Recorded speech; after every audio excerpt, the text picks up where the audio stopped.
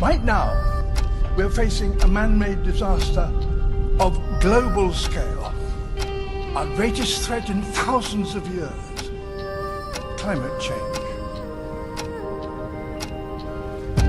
If we don't take action, the collapse of our civilizations and the extinction of much of the natural world is on the horizon.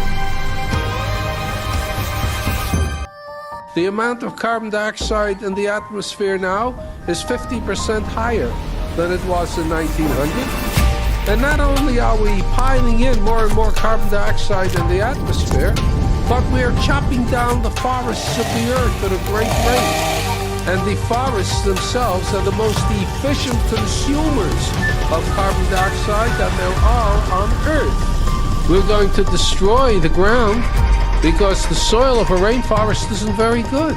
We are actually tampering with the climate of the Earth and with the very atmosphere that we breathe. When we talk about the disappearance of the ozone layer, we don't know what will happen when the ozone layer goes. The world has become so fragile that we cannot subject the Earth to the tortures we can now inflict upon it. When we talk about the greenhouse effect, we're talking about something that affects the entire Earth. And these problems are life and death problems.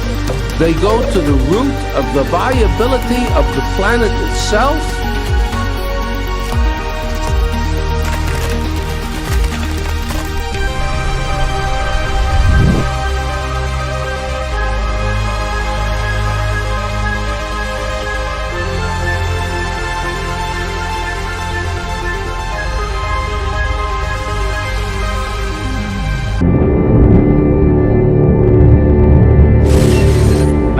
Be unwittingly changing the world's climate through the waste products of his civilization. The burning of coal, oil, and wood is releasing carbon dioxide into the atmosphere. The greenhouse effect has been detected, and it is changing our climate now. Guess where the temperature goes? It goes up.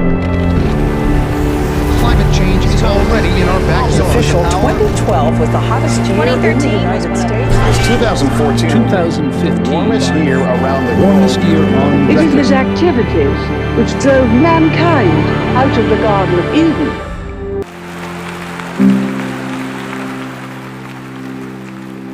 Thank you, Mr. Secretary General, for the honor to address this body. And thanks to the distinguished climate leaders assembled here today who are ready to take action. As a UN messenger of peace, I have traveled all over the world for the last 2 years. I have seen cities like Beijing choked by industrial pollution, ancient boreal forests in Canada that have been clear-cut, and rainforests in Indonesia that have been incinerated.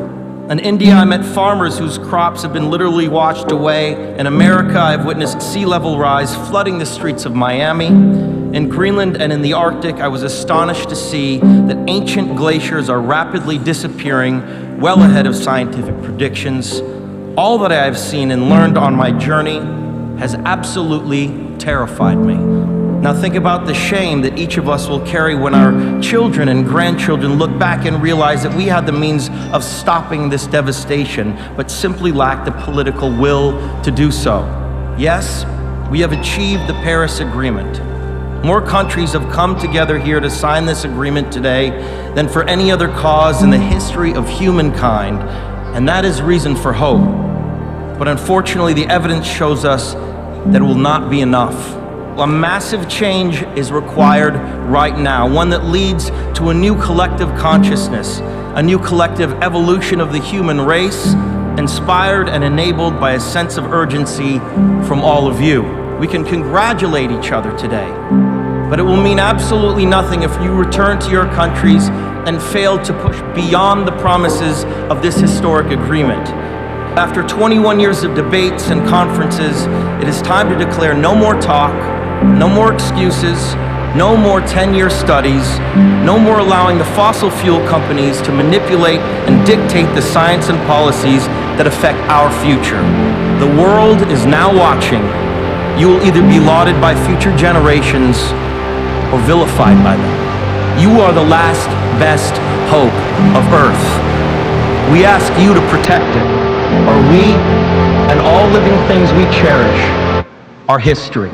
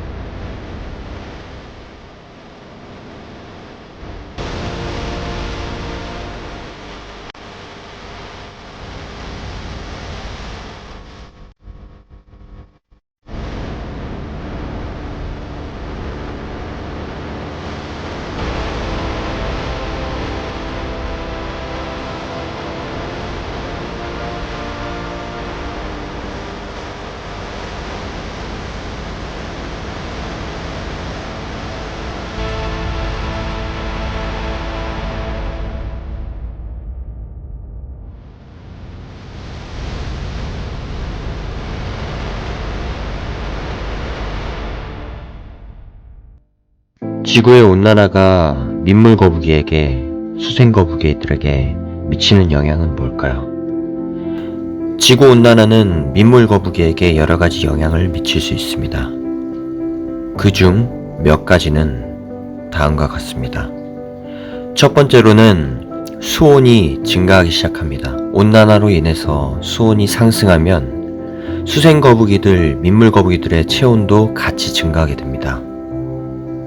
이로 인해서 건강한 상태를 유지하기 위해서 거북이들은 더 많은 식량과 물을 필요로 하게 됩니다. 두 번째는 물의 양이 급격하게 감소되기 시작합니다. 기후변화는 건조화와 가뭄의 발생을 촉진할 수 있습니다.